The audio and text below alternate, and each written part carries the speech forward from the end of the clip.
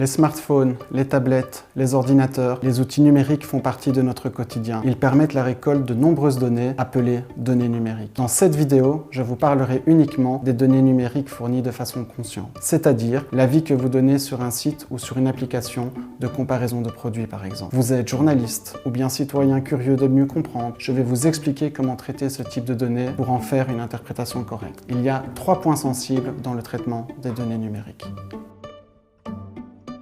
Exemple, vous êtes le responsable d'un restaurant et désirez savoir si vos clients sont satisfaits. Comment pouvez-vous interpréter les résultats des internautes allant de 1 totalement mécontent à 10 totalement content? Votre premier réflexe sera probablement de rapporter l'avis moyen des répondants. Est-ce une bonne idée? Pas vraiment, car la moyenne a 2 grandes limitations. La première est que la moyenne résume tous les avis individuels en une seule valeur. Dans certains cas, elle peut masquer les tendances observées. Regardons de plus près 2 situations où 20 avis ont été reportés. La moyenne vaut 5,5 dans les 2 situations. Vous admettrez qu'au vu de la répartition des avis sur l'échelle de satisfaction, le message résultant est totalement différent. Reporter uniquement la moyenne n'est donc pas suffisant. Par conséquent, je vous conseille de présenter les résultats complets à l'aide d'un simple graphique. Pour illustrer la deuxième limitation de la moyenne, imaginez que la majorité de vos clients rendent un avis positif. Cependant, une faible partie d'entre eux ont eu une mauvaise expérience et sont mécontents ou totalement mécontents. Quelle est, selon vous, la moyenne des avis reçus dans ce cas? Elle est de 8,75. Pensez-vous que cela représente bien l'avis général des répondants? Non. La moyenne est tirée vers le bas par quelques avis extrêmement négatifs. Que pouvez-vous faire alors dans un tel cas? Utiliser un autre indice, la médiane, qui permet ici de mieux représenter le centre des observations. Dans notre exemple, la médiane vaut 9,5. Concrètement, 50% de vos clients auront reporté une note inférieure à 9,5 et 50%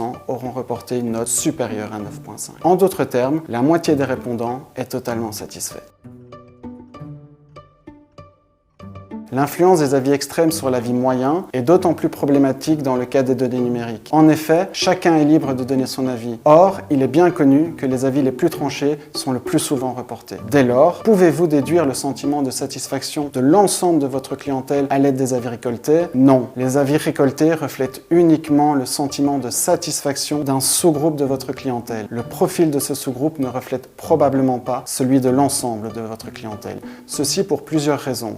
On a une surreprésentation des personnes utilisant les applications numériques et trop peu d'avis provenant de personnes âgées, généralement moins à l'aise avec la nouvelle technologie. On a le refus de certaines personnes de s'exprimer via Internet et on a une surreprésentation des avis tranchés et donc sous-représentation des clients satisfaits, mais sans plus comme déjà mentionné précédemment. Au moment d'interpréter vos résultats, mentionnez bien qu'il s'agit de la tendance des répondants et non de celle de l'ensemble de votre clientèle.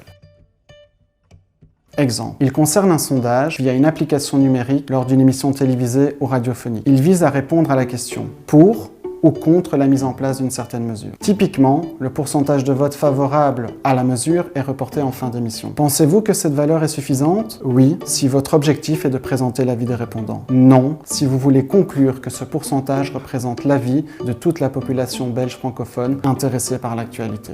Cet avis n'est pas connu, à moins de pouvoir interroger tous les Belges francophones intéressés par l'actualité. Pourquoi ne pouvez-vous pas généraliser ce que vous avez obtenu dans l'échantillon, même si celui-ci a le même profil que la population d'intérêt? Imaginons que cette émission soit diffusée lors de 2 jours différents. Les sous-groupes de la population belge francophone intéressés par l'actualité qui suivent ces 2 émissions ont tous deux le même profil que la population d'intérêt, mais sont composés de personnes différentes. Prenons un exemple concret. Supposons que nous connaissons la vraie proportion de Belges francophones intéressés par l'actualité qui sont favorables à la mise en place de cette mesure. Il est de 60%. Le pourcentage de votes favorables obtenu lors de la première diffusion de l'émission est de 57%, alors qu'il est de 64% lors de la deuxième diffusion. Que faire en pratique? Plutôt que de rapporter 57% ou 64% qui sont entachés d'erreurs, il est préférable de reporter un intervalle ayant une grande probabilité de contenir la vraie proportion de Belges francophones intéressés par l'actualité favorable à la mesure. Dans certains cas, on rapporte la moitié